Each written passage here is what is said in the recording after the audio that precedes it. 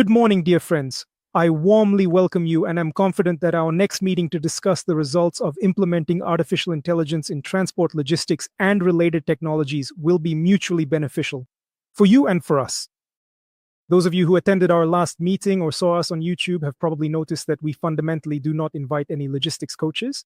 We only invite doers, WHO, amidst the routine of everyday life, despite being extremely busy, still manage to find the strength within themselves to figure out new technologies, discard useless marketing gimmicks, choose what truly brings success, implement it, and most importantly, achieve the results they were aiming for. And quite often, that's a reality. Millions of dollars. These people whom you are about to see are just like you and me. They are modest. They don't wear gold watches or carry crocodile leather briefcases, but any company would envy having them on their team. That's why I encourage you to ask them as many questions as possible on this topic, because it will help you avoid the pitfalls they may have encountered themselves. Well, I will fulfill the small role that our team asked me to take on. That is, I will lift the veil of secrecy from the Infinium brand and its developments and tell you what's under the hood, where it came from, and what you can expect from it. In 1994, when I came from one of the scientific organizations to the transportation market, the transportation and communications market, I was shocked by how traditional, or let's say simple, the processes in it were. Probably many of you have encountered a situation where you finished university or graduate school and your first boss tells you, forget everything you were taught. Just make phone calls, fill out reports, shuffle papers in the office, and you'll be happy. It was a kind of wild stress. It felt like we were standing on the sidelines of life, like we were total losers. And life just seemed to pass us by. There was this flow, and we were just uselessly off to the side. Probably that's the kind of stress a person feels when they're born, when they open their lungs for the first time and scream from the pain. But it is precisely this kind of shock that opens the way for him, endless possibilities in our world. We looked around the industry and we wanted something. Ambition always pushes young people forward to do something breakthrough. Something new that truly improves a company's economy, that radically enhances the convenience of managing companies. And the first thing we did was implement a direct satellite communication system between vehicles and your offices in 1997. This was an amazing achievement. I emphasize, before the development of GSM systems, before GPS, already dispatchers in the offices could see how their vehicles were moving along the roads. And through these small domes on the roofs, through a satellite antenna, using something like a pseudo laptop, dispatchers corresponded with drivers, gave them instructions, received reports, and most importantly, transmitted information about cargo movement to the shippers. And generally speaking, the carriers were thrilled because they immediately became the elite among the rest, since they started receiving the most valuable and expensive cargoes. Because they could broadcast the movement of cargo on the map. But there was a problem, and the problem was that this equipment cost as much as a 10-year-old BMW. And that's why only a few hundred trucks in Belarus were equipped with such a system. So in 2001, when Bill Clinton was leaving the presidency, he generously signed an order allowing the use of GPS for civilian purposes worldwide without any degrading corrections, and we dove into creating the first GPS-based transport management platform in Belarus. And let's put it this way, Beltransportnik's achievement is not only that they implemented this platform, but also that they made this service so inexpensive and widely accessible while still maintaining quality, despite the completely unreliable bandwidth of GSM networks. You receive complete information about the movement of your vehicles. But if you think about it, and we were already thinking about this at the time, that what is transport monitoring really, generally speaking? How does any kind of monitoring work in general? Well, for example, you go to the doctor, you get an electrocardiogram, you need a separate doctor to make a diagnosis, and most importantly, to take responsibility for that diagnosis. If you've filled your entire office with video cameras, you need a competent supervisor for each employee, someone who understands the processes at least as well as the employee and monitors them every second. If you have GPS monitoring, you need someone to watch over each driver every second as well. A driving instructor / dispatcher / logistics specialist / mechanic, someone who will be present every second in every road situation to assess whether the driver's actions are correct or incorrect and to properly motivate and train them. Well, that's just impossible, economically speaking. And if you think about it, the labor intensity of monitoring is obvious, and it's only the first step in an automated management system. What is management anyway? Let's think about it. For example, you drive a car. In a single sentence, every second, you steer the car in the direction you believe is correct. You manage your department. You steer the management of your department, or say the company, in the right direction. In the right direction. So whether it's at the macro level or the micro level, what unites all of this is the presence of some kind of standard that is fair and feasible in real life at this very moment. If there is no such standard, an automated management system is impossible. Well, in fact, we noticed that we started with just a point on the map of the electronic ruler in BSE many years ago.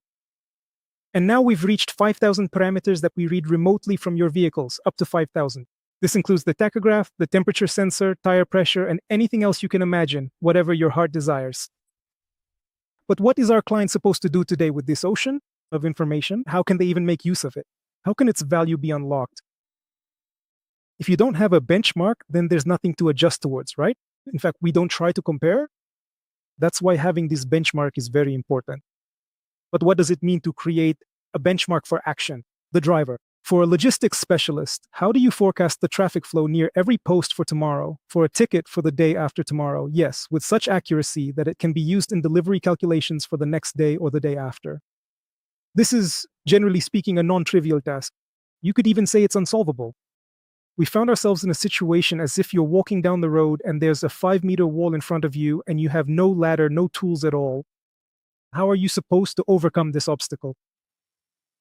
Basically, there is no solution on the surface.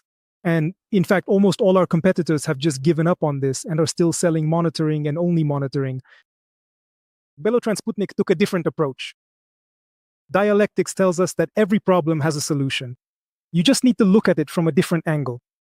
And quantity turns into quality. So let's take a look. If you wait for winter, it will snow. If you keep piling it up and packing it down for a long time, you'll be able to get over this obstacle without any outside help. And what does that mean in our context? Piling up and packing down the snow? That's big data in the industry. In other words, we collect data for a long time, all possible data we have about the industry's operations, about people's work within it. And then ultimately, thanks to modern algorithms, we can obtain a benchmark for the instant correct action of every person in your industry, in every specific logistical and transportation situation. And what did that achieve?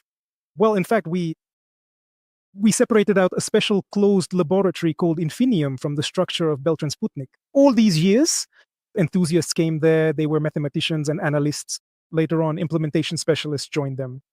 And they began developing our first correlation neural algorithms for analyzing our big data. What did this lead to? Well, basically, look, one of our clients who is listed on our website is the largest e-com operator in Belarus. When they connected to us, they had 20 vehicles. Gradually, they started to grow. With the help of our platform, they didn't spend more money than necessary for their clients, unlike their competitors. And today, they have 300 vehicles for delivery. Or for example, one of our clients, an international carrier, joined us with 70 vehicles, expanding their service. And what does it mean to expand the service and automate? For example, he fully automated driver monitoring. In other words, the driver is no longer a free bird. He acts exactly as instructed by the system through the mobile app. Where to refuel, where to rest according to the tachograph, which route to take, when to arrive at the client, and what driving mode to maintain. He simply acts according to the instructions. And then the system knows how he is supposed to act and compares it to how he actually acts. And the discrepancy between these two elements is the KPI.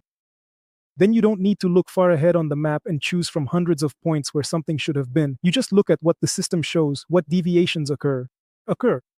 So what did we get out of this? We went from 3 initial companies that were connected to our Infinium to 500 companies. As of today, these companies manage their logistics using our system. Overall, we can say that this foundation in the form of big industry data is the base on which our future developments will be built. The team in the Infinium laboratory modeled processes and worked on optimization based on artificial intelligence. This is something that no other accounting system has. Not 1C, not SAP, nowhere. This is what allows us to model situations for the coming days, and generally speaking, to predict what will happen. The first product we created on this basis was TMS Loginus, which you are probably well familiar with. It has been implemented in a large number of companies. It is a comprehensive TMS for optimizing delivery logistics based on artificial intelligence and transport flows. The next product we brought to market was OptiDriving. This is a system for second by second, or I would even say 200 times per second, assessment of each driver in every road situation, overlaying their actions in terms of energy loss. It compares these actions to those of millions of previous trips through the same road segment in similar situations. It monitors the labor market, showing what percentage of drivers perform better than him, and most importantly, allows you to select personnel from this market not blindly, not by external attributes or the length of their work record, but by their actual ability to keep up with your delivery pace with minimal losses and minimal wear on your vehicle. The next product is Validos. This is a financial validation system for GPS monitoring data, bringing them to such a level of accuracy that they become acceptable for financial calculations. In simple terms, today your drivers submit reports to a manager responsible for receiving these reports. And between the monitoring system and your 1C accounting software, there is a human intermediary. Their control is always selective and not always accurate. And here we see a complete shift away from manual control to a fully automated and continuous process, which the manager, really both the department head and the company's management as a whole, can trust. And the last box you see at the top, we won't reveal it just yet. It's a very fascinating story. I think we'll talk about it at our next meeting.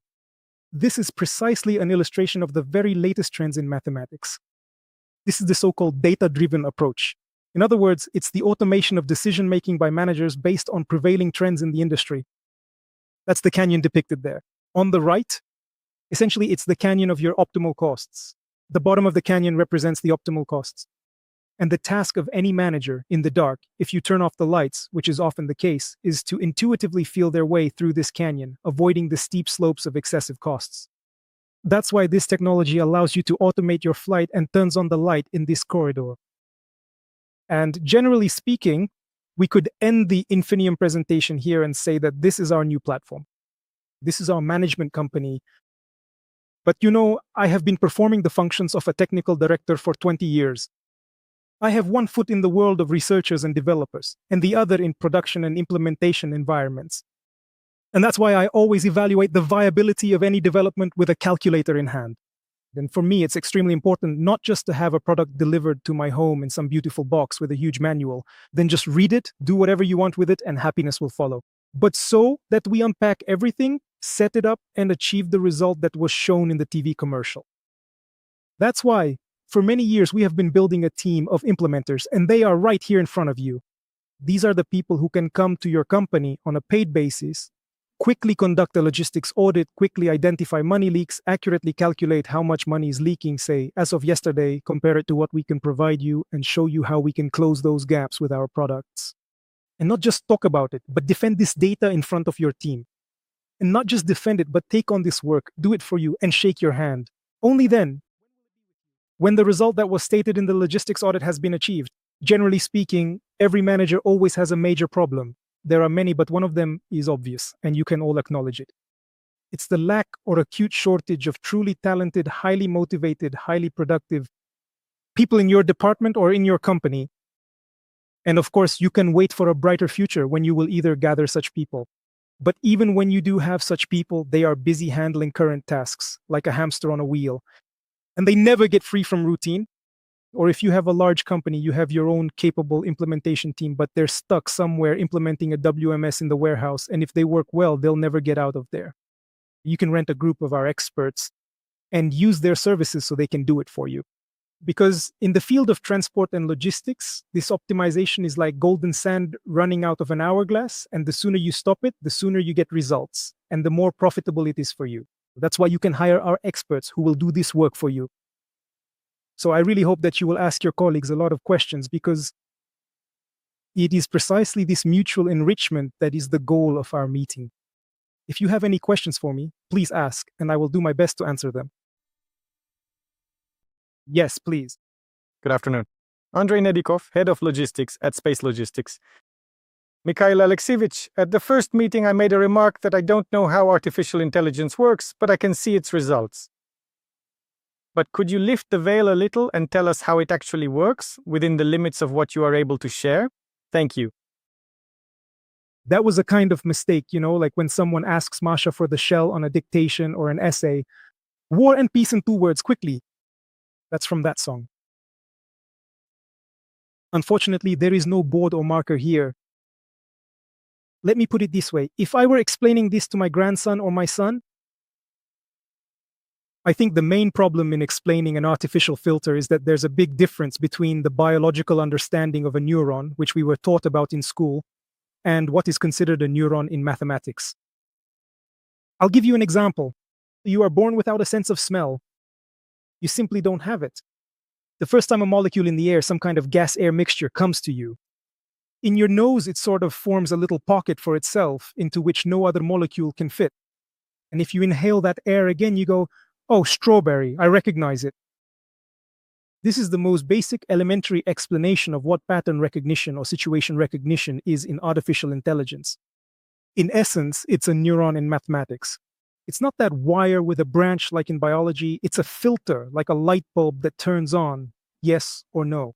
It receives a multitude of events at its input, we pass them through it, and at the output, it either recognizes it, this is the event it's tuned to, or it doesn't.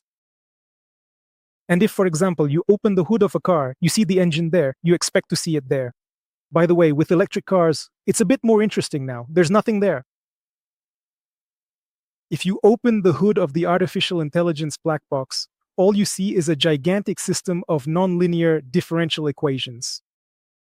And so we pass a kind of digitized matrix of events through it, and at the output, we get recognition flags. What is what? First, what is the first layer of neurons.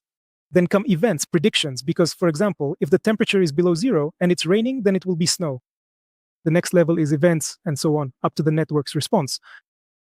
If you ask, how can a hypothetical event even be transferred into mathematics? Look, we remember from school that an integral is the area under some function.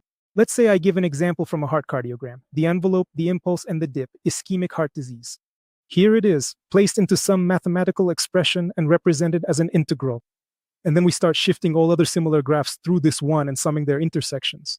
If the functions are absolutely similar, identical, then at the point of intersection, the sum will be maximal. That's because the correlation integral, the convolution integral, that is, we can take a digitized process. If it's digitized, then a real-life process like fluctuations in Apple or Bitcoin stock prices, or a heart cardiogram, and convert it into artificial intelligence.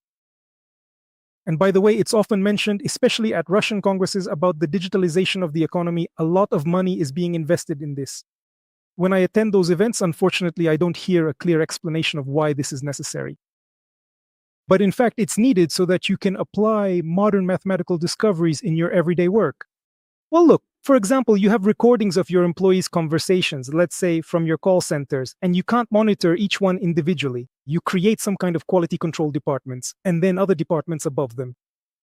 But if you digitize, roughly speaking, the conversation recording, and then use, say, ChatGPT to transcribe it, and then overlay a template of the messages you intended to convey, to see whether your employees are actually communicating to clients what they're supposed to, then you have a comprehensive automated KPI for these employees. Do you understand? That's why digitizing the economy is an opportunity to apply the most advanced approaches for cost optimization in the future. If we talk about our relevant topic of logistics, what is a logistician? What is their experience? A logistician has what is called a familiarity with various logistics situations. They look at a map and see some kind of distribution, some arrangement of delivery points. I understand that in this situation, you need to act one way, and in another situation, differently. In the same way, artificial intelligence recognizes this situation and starts calculating around it. It considers other options using its mathematical processing power. This is how artificial intelligence works in logistics.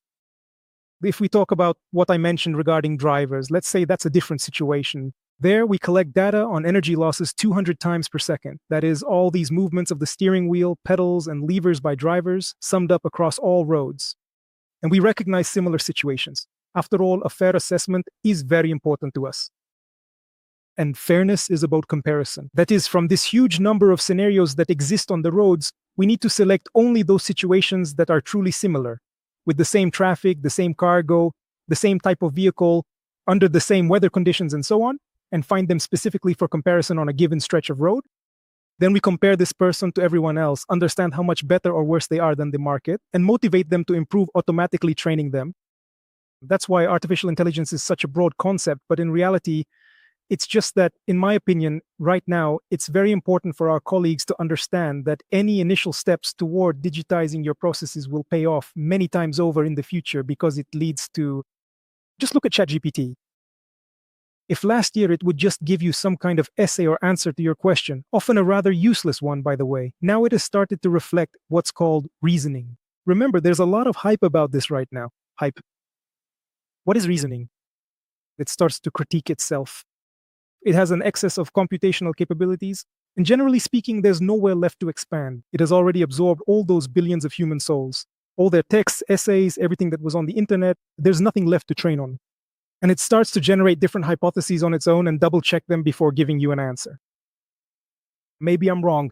What if I do it this way? And that's why now, in the latest versions, ChatGPT doesn't give you an answer right away, but after 5 to 7 seconds. Not because it doesn't know what to say, but because it's double checking itself. By the way, the same thing applies to our situation. We don't just give the answer provided by artificial intelligence. We start calculating quadrillions of options around it to make absolutely sure that this is the best solution, and then give it to you as the final result. Something like that, I guess. Are there any other questions? Yes, please. Artem Starovoitov, director of LLC Delivered. Mikhail, you mentioned data protection. Could you tell us in more detail about NDA and what measures do you take both inside the company and externally to prevent data leaks and hacks? Well, perhaps I didn't make this very clear in the middle of our presentation. When we collected industry data at the outset, we anonymized it to avoid attracting the interest of certain organizations, and we structured it. In other words, the data is anonymized. As for trade secrets, for example, or personal data, if that's what you mean, most likely the legislation has changed. The legislation? I can only state the fact that we are the only company in this industry that has been able to prove to the government the safety of working with our data. And this year we received certification, not only for working with personal data, but also with banking secrets, trade secrets, and technical secrets. So you mentioned the word NDA, and I'm going to latch onto that because it's quite a topic. It's a sensitive issue. Very often as a company grows, lawyers come in and start to, let's say, apply their university knowledge and try to pass it on and teach everyone. When a company comes to us and says, guys, sign an NDA, our ideas, we ask, why do we need your commercial data? We don't need it at all for the financial calculations in our analytics. Everything we know, we get from BigData. We don't need your data. Why you transport something or the value of your cargo, we don't need to know that at all. And then the next question arises. Tell me, please, you know that according to the law on informatization of information, on information protection, if an organization dares to claim that it has commercial secrets, and especially if it signs an NDA about it, with us, everything is fine regarding commercial secrets. We are certified.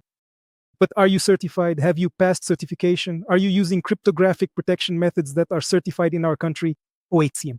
Do you have technical information protection? Maybe you have a secure metal box for your servers. You have restricted access to it and a whole bunch of other measures. So if you write in your NDA that you have commercial secrets, think about it. Are you immediately putting yourself at risk? Right under the spotlight of the regulatory authorities who deal with these matters. You get yet another inspection, which, like a tax inspector, can come to you and, let's say, interfere with your work. So the issue with NDA is like this. Yes, no problem, but there are some nuances. Any other questions? All right, thank you very much for your attention, everyone, colleagues. I'll be happy to take questions later.